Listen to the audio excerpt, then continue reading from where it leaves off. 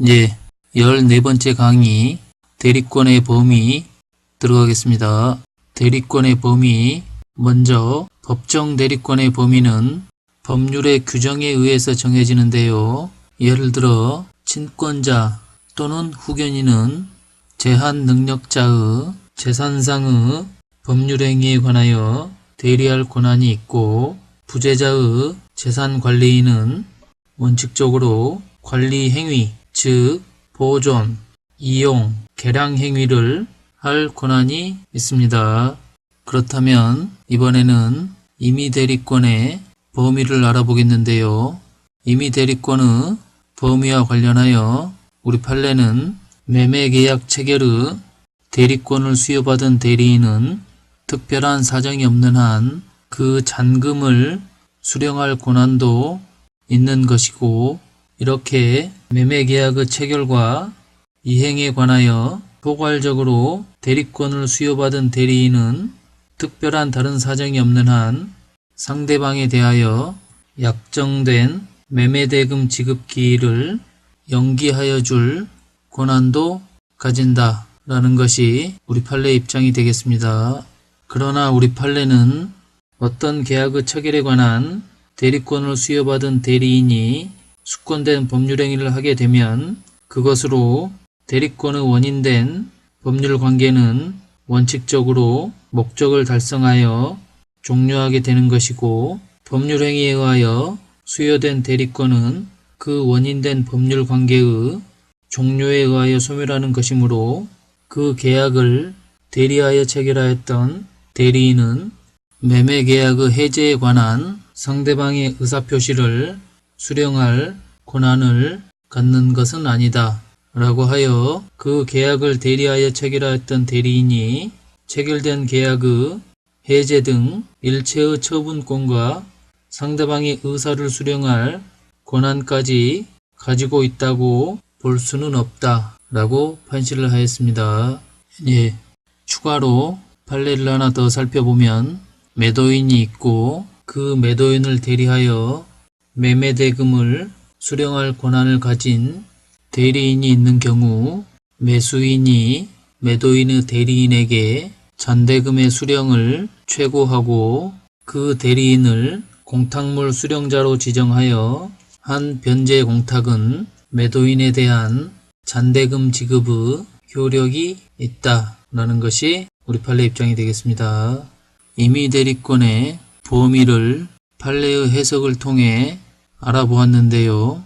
대리권이 있기는 하지만 숙권행위의 해석을 통해서도 그 범위를 명백히 정할 수 없는 경우와 관련하여 민법 제118조는 권한을 정하지 아니한 대리인은 다음 각 호의 행위만을 할 수 있다 라고 규정을 하고, 그 첫 번째로 보존행위, 그리고 두 번째로 대리의 목적인 물건이나 권리의 성질을 변하지 아니하는 범위에서 그 이용 또는 개량하는 행위를 할 수 있다고 규정하고 있는데요. 여기서 보존행위란 재산의 가치를 현상 그대로 유지하는 행위로서 대리인은 보존행위를 무제한으로 할 수 있으며, 이러한 보존행위의 예로는 가옥의 수선, 소멸시효의 중단, 미등기 부동산의 등기 신청, 기한이 도래한 채무의 변제, 부패하기 쉬운 물건의 처분 등이 이러한 보존행위에 해당한다고 할 수 있겠습니다. 그러면 두 번째, 이용행위와 개량행위에 대해서 알아보면, 이용행위란 재산의 수익을 올리는 행위로서 물건을 임대하거나 금전을 이자부로 대여하는 것이 이러한 이용행위라고 할 수 있겠고, 개량행위란 사용가치 또는 교환가치를 증가시키는 행위로서 무이자의 금전 대여를 이자부로 하는 경우 등이 이러한 개량행위에 속한다고 할 수 있겠습니다. 그런데 이러한 이용행위와 개량행위에는 일정한 한계가 있게 되는데요. 대리의 목적인 물건이나 권리의 성질을 변하지 아니하는 범위에서만 할 수가 있게 되죠. 따라서 예금을 주식으로 바꾸거나 은행 예금을 찾아 개인에게 빌려주는 행위 등은 할 수가 없게 되는 것입니다.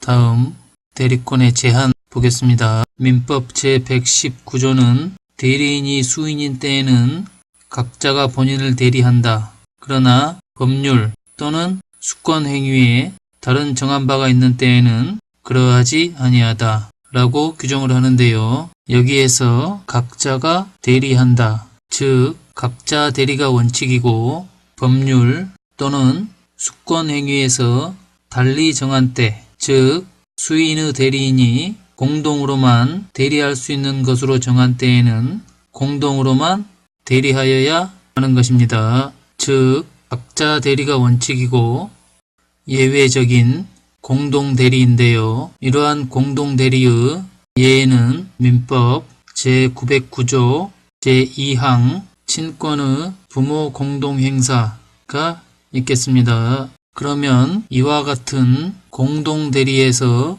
공동이란 의사 결정의 공동으로 해석되며 따라서 공동 대리인 간의 의사의 합치가 있는 이상 반드시 전원이 공동으로 의사표시를 할 필요는 없으며 그중 1인에게 의사표시의 실행을 위임할 수도 있는 것입니다.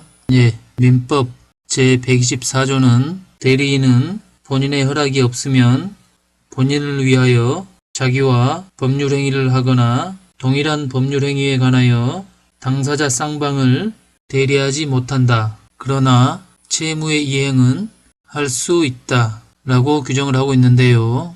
여기서 자기와 법률행위를 하는 것을 자기계약이라고 하는데요. 즉 대리인이 한편으로는 본인을 대리하고 또 한편으로는 자기 자신이 상대방이 되어 계약을 맺는 것을 이러한 자기계약이라고 하는데요. 우리 민법은 이러한 자기계약이 원칙적으로는 금지되는 것입니다. 또 124조에서 동일한 법률행위에 관하여 당사자 쌍방을 대리하지 못한다 라고 되어 있는데 여기에서 동일한 법률행위에 관하여 당사자 쌍방을 대리하는 것을 쌍방 대리라고 하는데요. 우리 민법은 원칙적으로 이러한 쌍방 대리도 금지하고 있는 것입니다. 쌍방 대리와 관하여 우리 판례는 부동산 입찰 절차에서 동일 물건에 관하여 이해관계가 다른 2인 이상의 대리인이 된 경우에는 그 대리인이 한 입찰은 무효가 된다 라는 것이 우리 판례 입장입니다.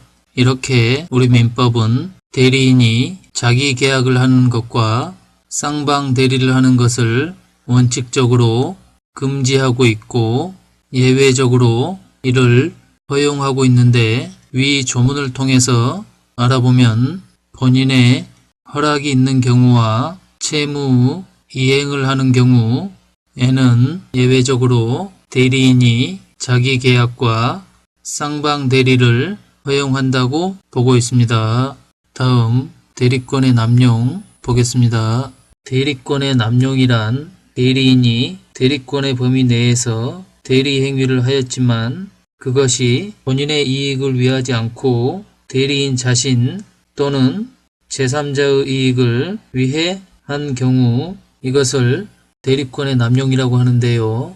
이와 관련하여 우리 판례는 진이 아닌 의사표시가 대리인에 의하여 이루어지고 그 대리인의 진의가 본인의 이익이나 의사에 반하여 자기 또는 제3자의 이익을 위한 배임적인 것을 그 상대방이 알았거나 알 수 있었을 경우에는 민법 제107조 제1항 단서의 유추해석상 그 대리인의 행위는 본인의 대리행위로 성립할 수 없다 하겠으므로 본인은 대리인의 행위에 대하여 아무런 책임이 없다 라는 것이 우리 판례 입장입니다. 다음 대리권의 소멸 보겠습니다. 민법 제127조는 대리권은 다음 각 호의 사유로 소멸한다고 규정을 하고 그 첫 번째로 본인의 사망, 두 번째로 대리인의 사망,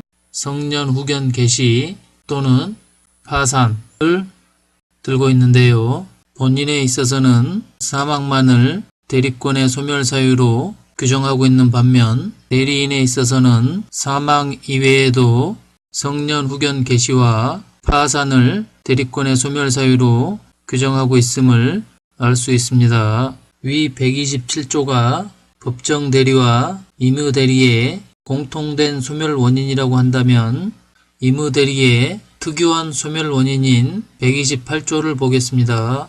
민법 제128조는 법률 행위에 의하여 수여된 대리권은 전조 경우 외에 그 원인된 법률 관계의 종료에 의하여 소멸한다. 법률 관계의 종료 전에 본인이 주권 행위를 처리한 경우에도 같다 라고 규정을 하고 있는데요.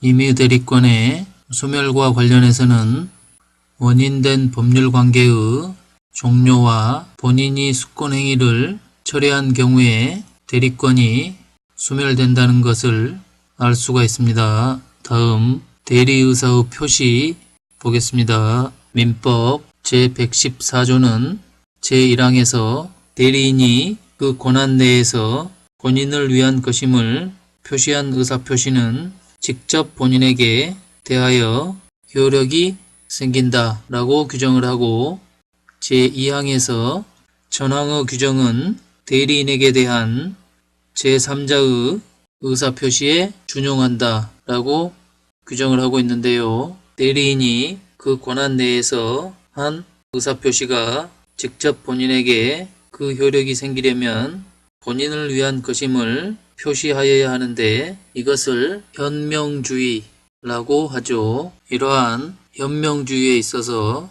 본인을 위한 것이란 본인에게 법률 효과를 귀속시키려는 의사를 의미하고 본인의 이익을 위해서라는 뜻은 아닙니다. 그렇기 때문에 대리인이 그 자신 또는 제3자의 이익을 위해 권한을 남용해서 배임적 대리행위를 한 경우에도 대리의사는 있는 것이 되며 그 행위는 대리행위로서 유효하게 성립하게 되는 것입니다. 그렇다면 이러한 현명주의에 있어 현명의 방식에 대해서 알아보도록 하겠습니다. 본인을 위한 것이라는 표시는 명시적으로 하여야만 하는 것은 아닌데요. 보통은 갑의 대리인을 이라고 표시하여 본인과 대리인을 표시하는 것이 보통이지만 반드시 위와 같은 형식을 갖추어야만 하는 것은 아니고 본인의 이름이 구체적으로 명시되지 않더라도 주의의 사정으로부터 본인이 누구인지를 알 수 있으면 되는 것입니다. 이와 관련된 판례들을 살펴보겠습니다. 매매 계약을 체결함에 있어 매매 위임장을 제시하고 매매 계약서에 대리인의 이름만 기재하더라도 그것은 소유자를 대리하여 매매 계약을 체결한 것으로 보아야 한다는 것이 우리 판례 입장입니다. 또 우리 판례는 대리인이 반드시 대리인임을 표시하여야 하는 것은 아니고 본인 명의로도 할 수 있다는 입장입니다. 관련 판례 조합을 대리하는 행위에 있어서는 모든 조합원을 위한 것임을 표시하여야 하나 반드시 조합원 전원의 성명을 제시할 필요는 없고 상대방이 알 수 있을 정도로 조합을 표시하는 것으로 충분하다라는 것이 우리 판례 입장입니다.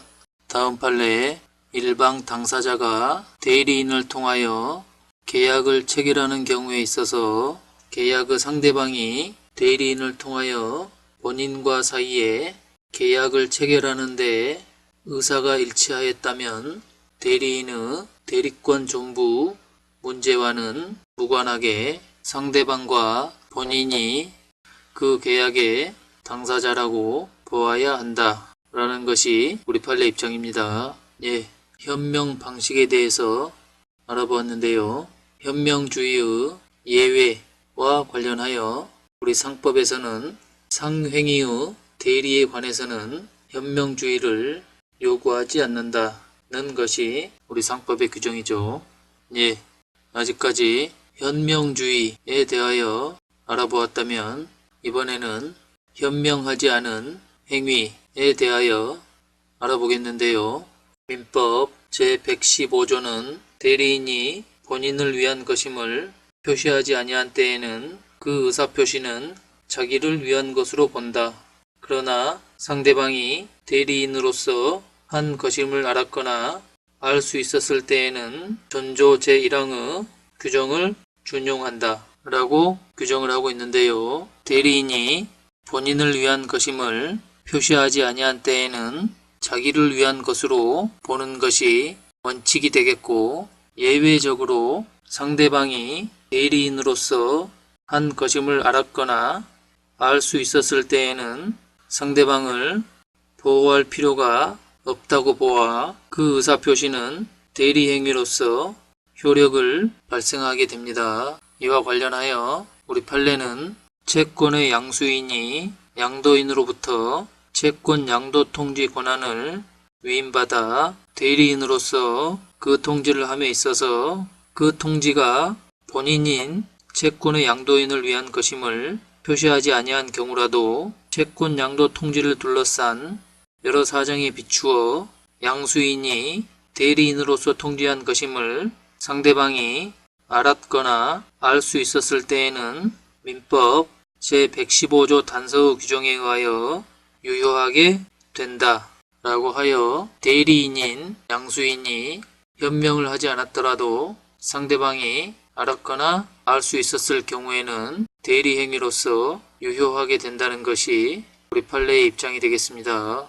다음은 타인의 명의를 사용하여 행한 법률 행위와 관련하여 우리 판례의 입장을 알아보겠습니다. 갑이 허무인을 명의의 자동차 운전면허증과 인장을 위조한 후 이를 이용하여 증권회사인 병주식회사의 을 명의로 증권위탁계좌를 개설한 경우 갑과 병 사이에 행위자인 갑을 당사자로 한 계좌 개설 계약이 체결된 것으로 볼 수는 없다라는 것이 우리 판례 입장이 되겠습니다. 예, 오늘 대리의사의 표시까지 보았는데요. 다음 시간 대리행위의 하자부터 이어나가도록 하겠습니다. 예, 수고하셨습니다.